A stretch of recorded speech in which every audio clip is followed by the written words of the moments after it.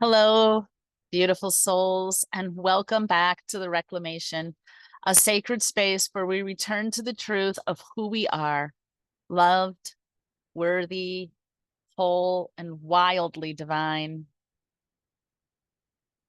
I just wanted to let you know that I'm recording this out in my backyard. So if you hear birds and cicadas, those are coming directly from nature.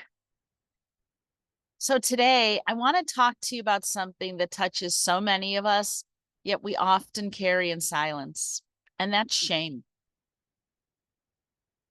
The kind of shame that seeps into your bones, that makes you shrink yourself, that tells you you're not enough or that you're too much, that disconnects you from your body, your voice, your joy, and your spirituality. If you've ever felt stuck in shame, this episode is for you. I'll be sharing how shame showed up in my life, how I healed through the divine feminine, and how you can begin that journey too.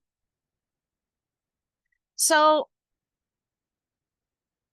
let's first start talking about what shame does to our body, our mind, and our soul. See, shame is not just a feeling, it's an experience that lives in the body. When we carry shame, we tense up. Our shoulders get rounded, our breath can get shallow, and our jaw can become tight. We disconnect from our sensuality, our womb space, and our hearts. We stop trusting our intuition. And we keep ourselves small because somewhere along the way, we were taught that being big, being radiant was dangerous. And I just want to take a moment to stop and ask you how that is landing already in your body. Are you feeling it? Are you feeling the shallow breath or the tight jaw? Do you notice that you round your shoulders forward, that you tense up? Have you noticed that you're disconnected from your sensuality and maybe even your sexuality? I want you to think about that for a moment because it's important that we pay attention to our body. It's so important because, as they say, the body keeps the score, and it truly, truly does. Now, in the mind, shame loops us into this negative self-talk. It says, oh my gosh, I'm so broken. I shouldn't feel this way.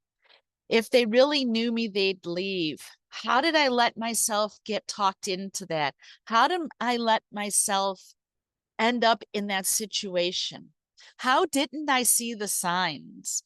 Why did I believe their words? Why did I believe why, right? We get into that in our mind. And that negative self-talk loop, once we get into the negativity, it's what we keep hearing. Even when we are trying to fall asleep, when we are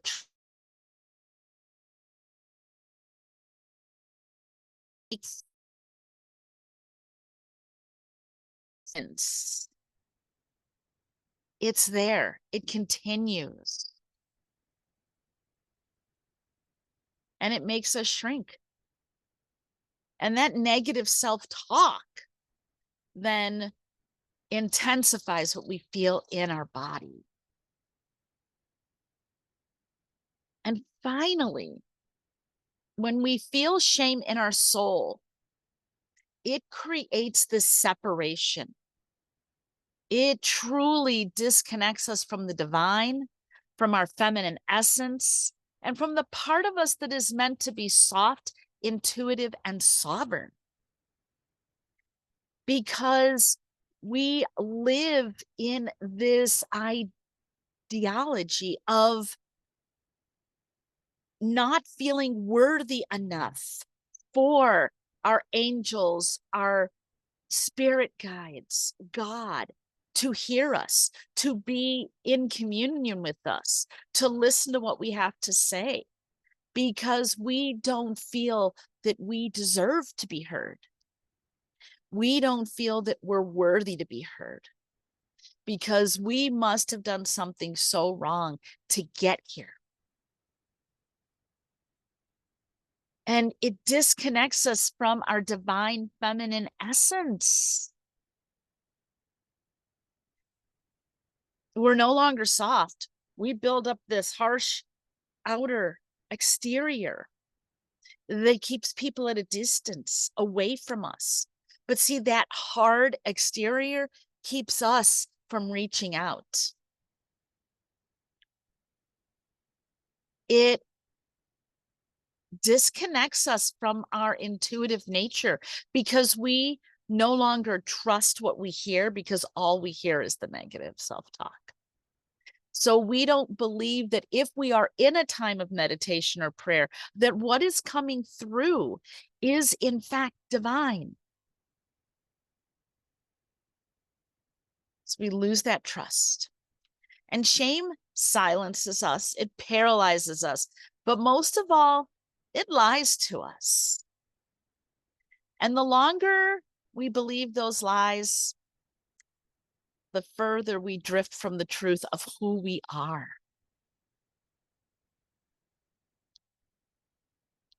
See, I am speaking to you from my own experience.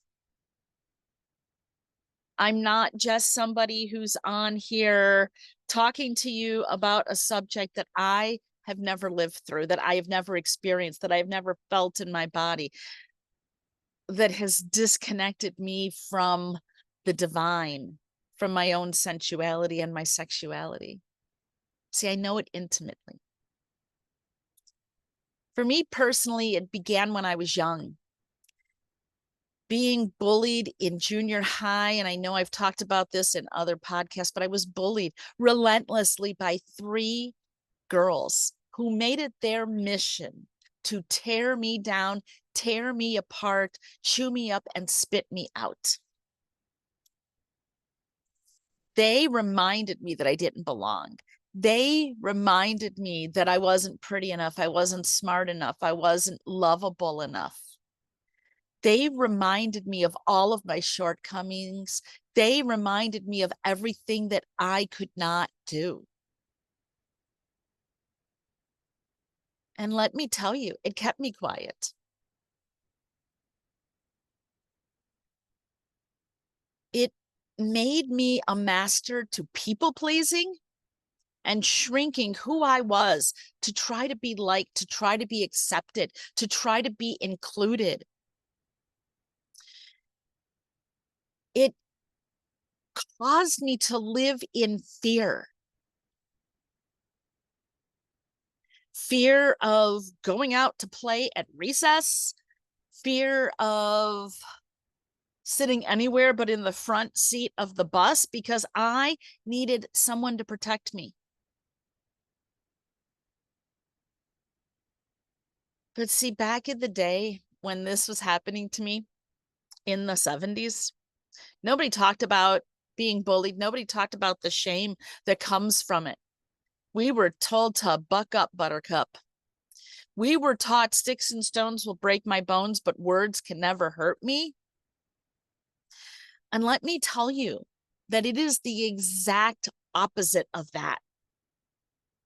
Because those words, when we are growing, when we are maturing, when our brain is developing, gets in there and we absorb it like a sponge. And it stunts our ability to mature at a certain level. It stunts our ability to believe in ourselves, to believe in our worthiness. And so it causes us also to lose the sound of our own voice. We don't want to speak up. We don't want to speak out. We don't want to share our opinions because we are so afraid of being rejected, of being laughed at, because the rejection and being laughed at and being excluded cause that shame bubble to expand and expand and expand even more. And then I experienced shame another time in my life. And I'm going to tell you right now that this is going to be a trigger warning for anybody listening, because I was sexually assaulted. I was raped when I was 18 years old. And let me tell you how that changes your life. Talk about feeling dirty and disgusted. That was me. I felt dirty, disgusting, unlovable. I had this thought in my mind that no man would ever want me because I was dirty. I was tainted. Because I lived by this value, this belief that you do not engage in sex or any kind of sexual act until you are married. And I am not saying that rape equals sex or sex equals rape, because we know that rape is about power over somebody else. Sex is just the avenue to get there. And when somebody steals your innocence, when somebody takes something from you that you believe is sacred, and you had no choice in the process, you had no choice in the act, it was stolen. You feel so unsafe.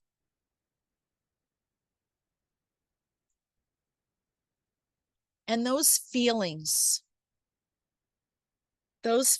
of shame from that experience caused me to do things that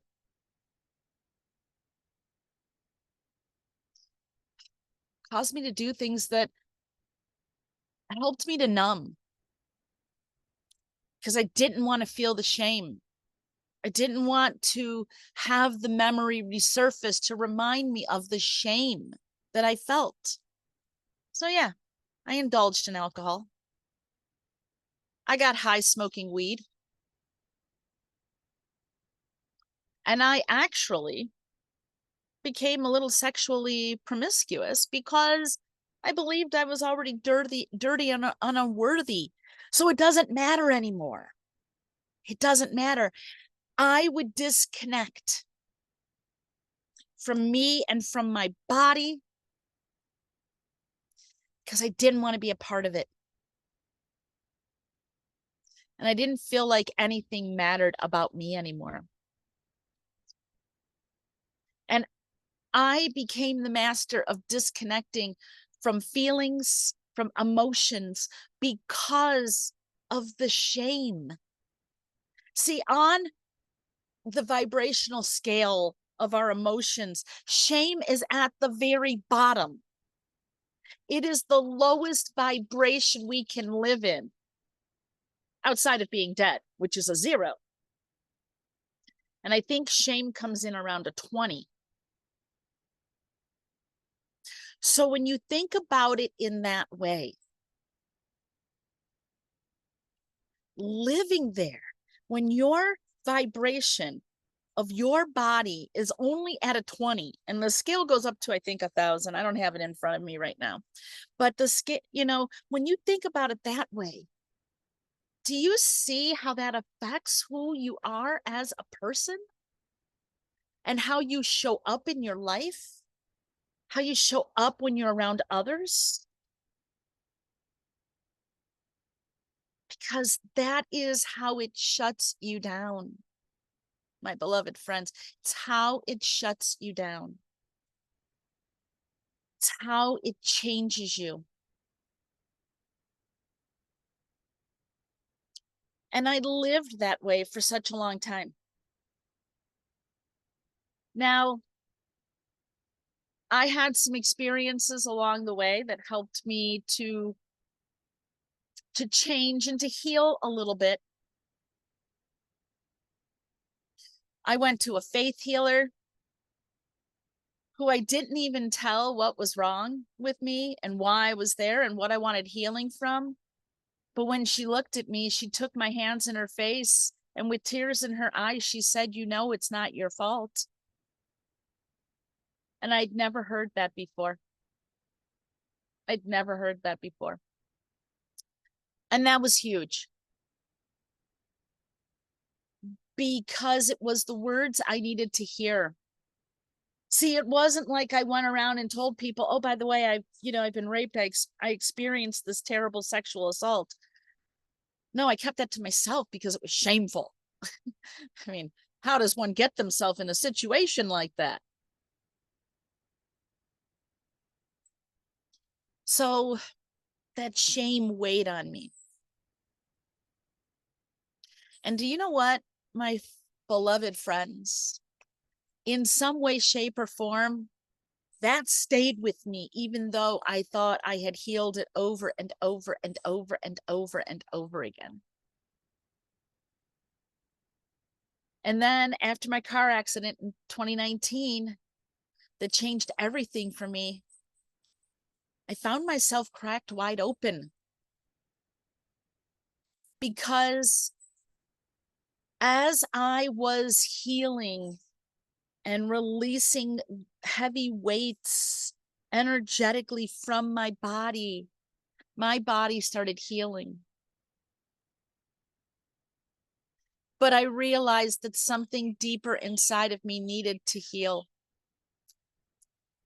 So I had to confront the shame that I carried. And let me tell you that I didn't want to go there because who the heck wants to go back to a time when they felt their lowest, when they hurt so deeply?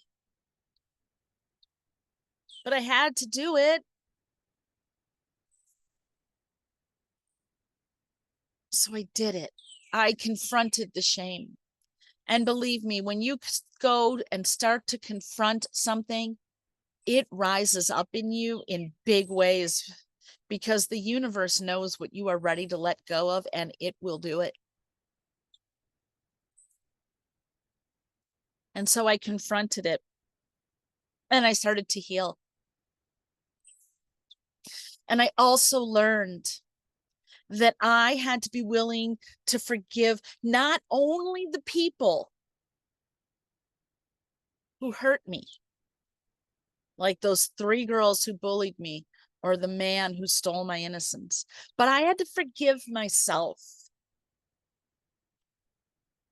And when you forgive yourself, something clicks inside of you in a way that you never dreamed possible, and it changes everything. Then I started healing the shame of not being productive enough.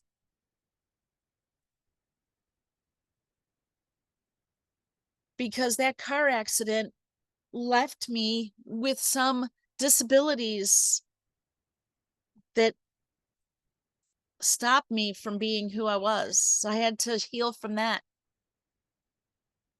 I had to heal from the shame, and it felt this way to me at the time, of not being a teacher anymore. In a classroom, teaching English to my students who I loved. Because I felt like a failure. When the shame came up, it causes the emotions of failure. And I had to heal from the shame of not being perfect anymore.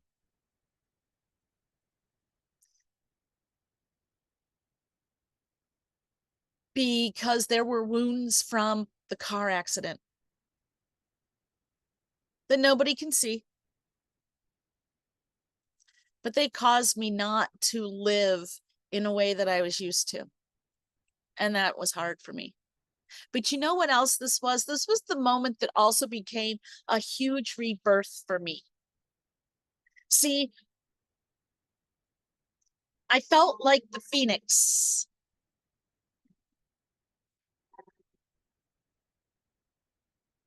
Confronting shame caused me to turn to ash.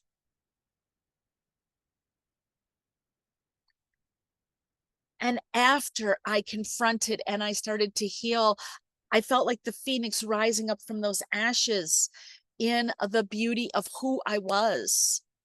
And at that moment, I was able to meet the divine feminine in a much bigger, deeper way than I ever had before. And I got to learn what it meant to tap into that part of me. And I met the divine feminine through my incredible relationship with Mary Magdalene, my number one BFF and guide. I met it through sound healing, and I met it through the rose, through doing a rose dieta. And I began to feel safe in my body again. I began to love my body again. I cried. Oh, did I cry? Sometimes it was a puddle of me on the floor, but I cried.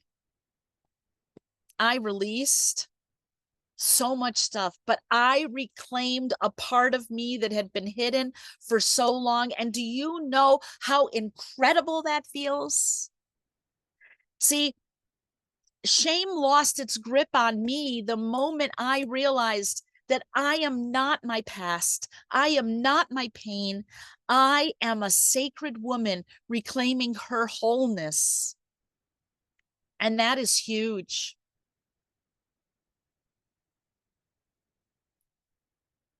So if you're listening to this and you're still in this place where you are stuck in this negative self-talk and these negative feelings of shame, if you're still afraid to be seen, if you're still holding your breath, like you can't even release and have a full exhale because of the weight of shame, if you are still carrying the weight of shame in your heart and in your womb, please know this. Please know this. And please listen to what I'm about to say. You are not alone. But more importantly than that, there is a way out. Because you don't have to rush your healing. But you do have to begin to remember that you were never meant to be small, that your softness is not a weakness, that your voice matters, that your body is sacred. And the first step is simply saying, I am ready to remember who I am. I am ready to remember who I am. Let yourself be held by spirit, by the rose, by the part of you that never gave up. Because healing shame isn't about fixing yourself. It's about coming home to yourself. And some of the ways I've helped myself and others to release shame is using sound healing to release tension and to open up the heart. Using somatic practices that bring us back into our body. Working with the rose as a sacred ally of softness and strength. Being willing to be vulnerable and transparent and speaking the shame out loud in safe containers. Because you know what? When shame is witnessed, it dies. It dies. And also calling in the divine feminine through meditation, prayer, journaling, and ritual. We begin by softening, by listening, by remembering that we are not broken, we are sacred.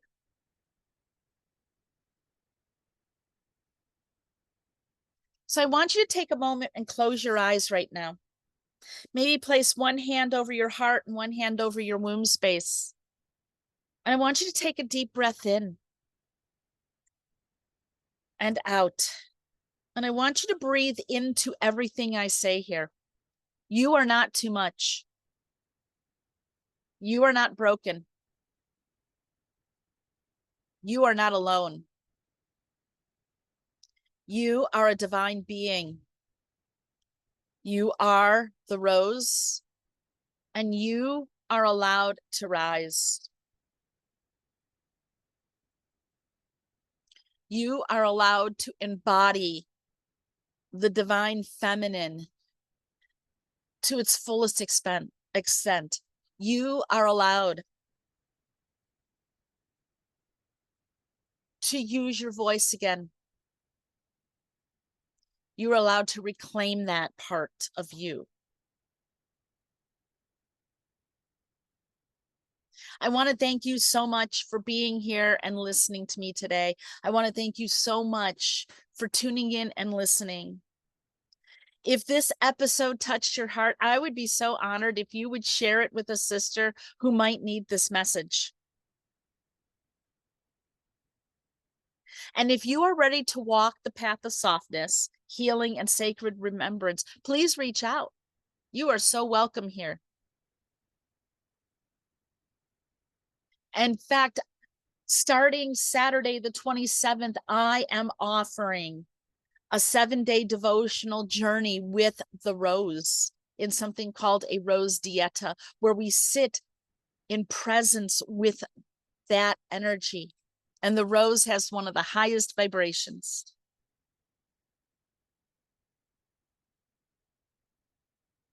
Until next time, take a deep breath and remember, you are loved, you are sacred, you are holy, you are divine, you are beloved, and you are free.